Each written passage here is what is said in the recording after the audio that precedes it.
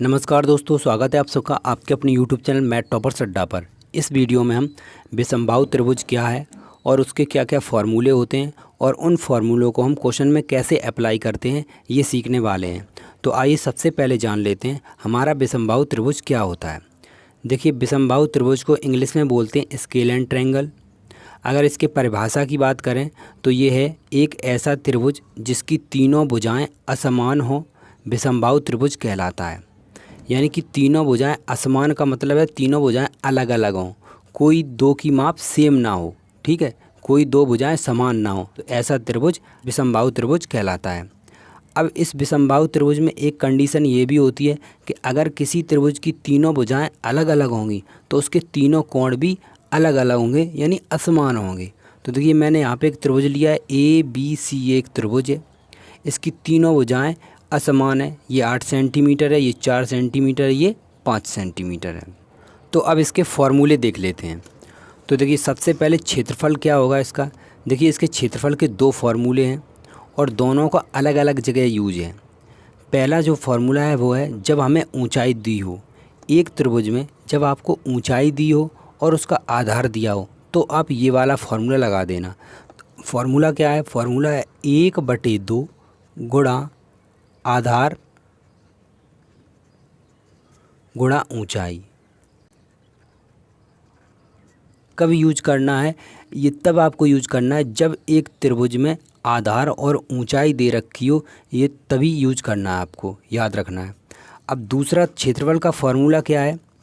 जब तीनों भुजाएं दी हों तब ये फार्मूला याद करना। जब यानी कि ये इस त्रिभुज में तीनों भुजाएं आपको दे रखी हैं यहाँ पे, ठीक है, 8 सेंटीमीटर, 4 सेंटीमीटर और 5 सेंटीमीटर, तब इस त्रिभुज में ये वाला फार्मूला लगेगा जिसे हम बोलते हैं हीरोइन सूत्र। अब ये हीरोइन सूत्र क्या होता है? देखिए, अंडर रूट के अंदर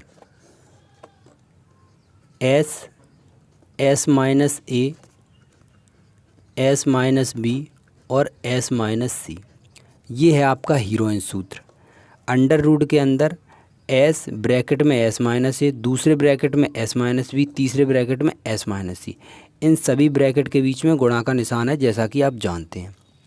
तो ये हमारा हीरोइन सूत्र है, यानी त्रिभुज का क्षेत्रफल निकालते हैं हम इससे।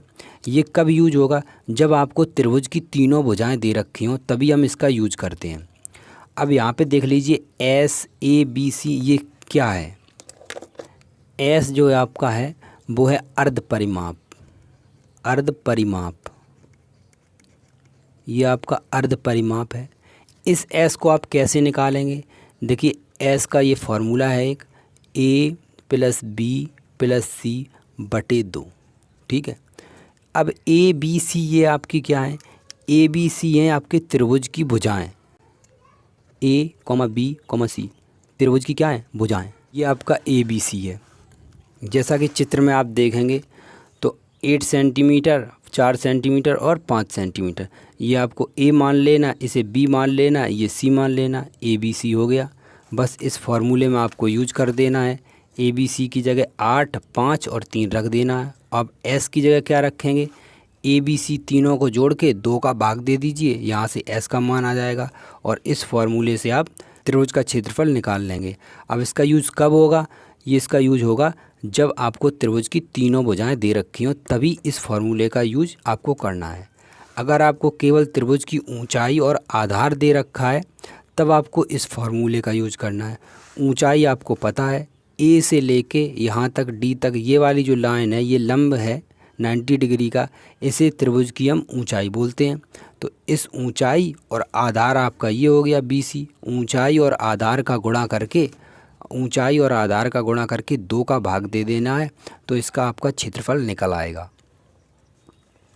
अगर आप समद्विबाहु त्रिभुज, समबाहु त्रिभुज, त्रिभुज का परिकेंद्र, अगर आप इसके बारे में जानना चाहते हैं तो वीडियो का लिंक आपको डिस्क्रिप्शन में मिल जाएगा, वहाँ पे जाके आप ज़रूर देखिए, बहुत ही इम्पोर्टेंट है आपके लिए। तो ऐसे ही इम्पोर्टेंट वीडियो के लिए चैनल को सब्सक्राइब करें, वीडियो को लाइक करें और शेयर करें। मिलते हैं नेक्स्ट वीडियो में, तब तक के लिए जय हिंद।